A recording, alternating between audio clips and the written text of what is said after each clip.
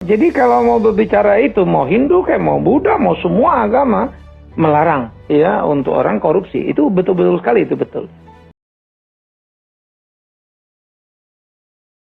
Tetapi memang kan kita bicara konteksnya Kristen dulu lah, begitu ya, di gereja misalnya.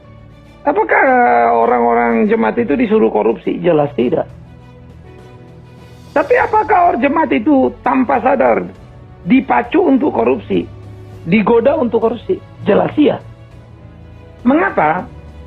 Bagaimanapun kita harus akui jujur. Kegagalan gereja adalah ketika orang ke gereja itu ada kelas. Anda kaya, number one. Anda tengah-tengah ya number two. Kalau Anda kelas ekonomi miskin ya number three.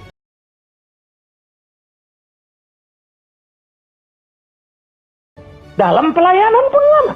Yuk kedukaan, siapa yang ngunjungi, sakit, meninggal, apalagi begitu. Rumah di kota besar, di jalan besar sama ke ganggang, pendeta yang pergi pun bisa berbeda klasifikasi tuh. Terjadi satu hal sebetulnya perlakuan. Jadi kalau saya mau dilakukan secara terhormat, saya jadi orang kaya dong. Uang nggak cukup ya korupsi. Yang kedua, yang lebih sadis lagi, ketika ini dijadikan ukuran keimanan. Orang yang kaya itu diberkati Tuhan itu. Yang miskin itu dikutuk Tuhan itu. Inilah sebetulnya pencetus korupsi yang paling gila. Siapa yang ngajarin? Gereja.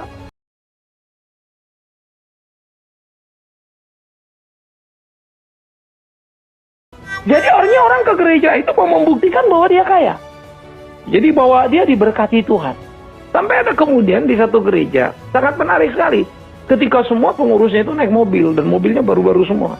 Tapi ketika diselidiki terus ke dalam, kredit. Diselidiki lagi, banyak yang macet.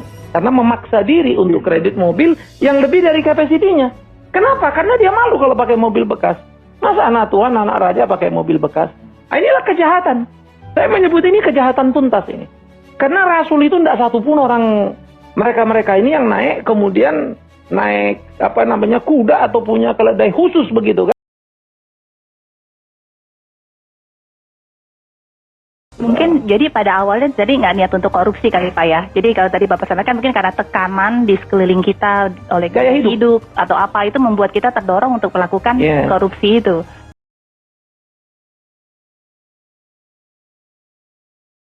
Tapi orang tua juga sama kan. Coba kalau anaknya 3, satu kaya, satu sedang, satu miskin. Dia cerita yang kaya terus yang dia ceritain. Sekarang anaknya cuma 1, 2 lagi nggak ada. Ini juga penyakit di rumah. Jadi di rumah, di dalam apa? Yang paling repot kalau tadi benteng terakhir yang disebut Pak Pane Judikatif jebol. Kita juga benteng terakhir moral ini gereja jebol juga.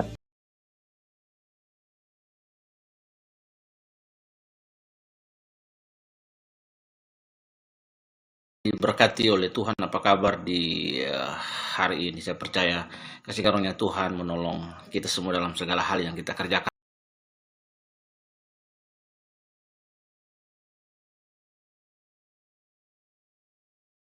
Penanaman gereja itu terlihat seperti sebuah produk tata kelola pemasaran.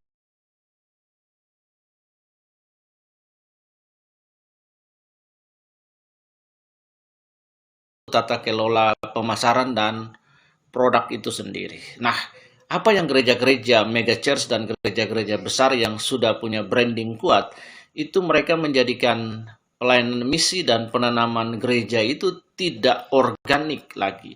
Tapi bagaimana penanaman gereja itu menjadi sebuah brand, lalu di situ mereka membuka gereja, mencari pemain musik, mengumpulkan orang, lalu dengan trik entertain, lalu dengan entertain dan hal-hal yang lain untuk menjadi point of interest orang untuk datang ke gereja itu. dan kemudian disuguhi dengan hal-hal yang menyenangkan, lalu dikasih label, dipatok nanti setor perpuluhan ke gereja pusat berapa kalau pakai branding ini, nanti ada tamu yang datang, ada pembicara yang datang, pembicara yang lucu dan have fun dan membuat orang nyaman seperti itu.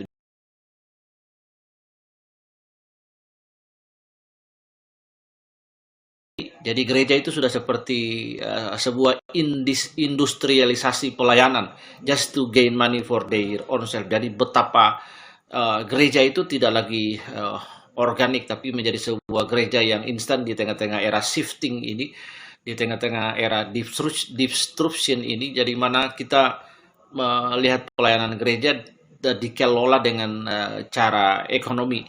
Jadi tidak lagi dengan cara dikelola dengan cara mekanik, tidak lagi dengan cara organik, bagaimana pendekatan pencipta kepada ciptaannya manusia yang jatuh ke dalam dosa, bagaimana Allah merangkul mereka.